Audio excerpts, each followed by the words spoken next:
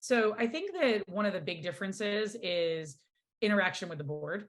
So I would say that that's a big part of it, because you're not going to often get that as a VP of product. And when you're interacting with the board, most board members are finance people.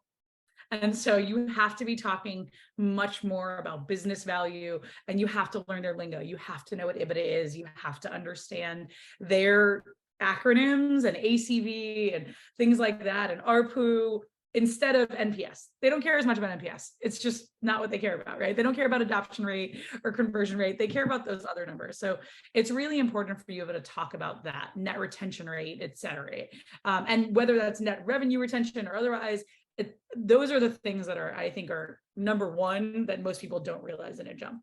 The other is that your first team is now this executive team, right? You now have fiduciary duties to protect the company and the executives, which means that you're not going to always be able to be as transparent as you want, which sucks, don't get me wrong, but you're going to be involved in some sensitive topics, some exciting topics like mergers and acquisitions that you might not have been privy to before. You're going to be involved in strategic conversations about geographic expansion or expanding your team, or possibly your company being acquired or funded. And that's exciting, but it is very loose lips sink ships moments, right? So Right. it's a lot more being quiet, but I think that something that becomes more important as a CPO, but is still equally important as an SVP, is learning to delegate.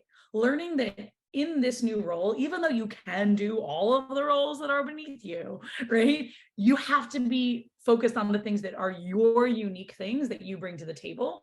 And if you have too much noise on your plate and too many meetings that you shouldn't be in because other people you can delegate to do them, and you've hired deputies that can take on your voice in other places, that becomes crucial. And it becomes even more crucial as a CPO, because the kinds of conversations you're going to be part of mean that you need the headspace for them, and you can't be involved in more detailed work.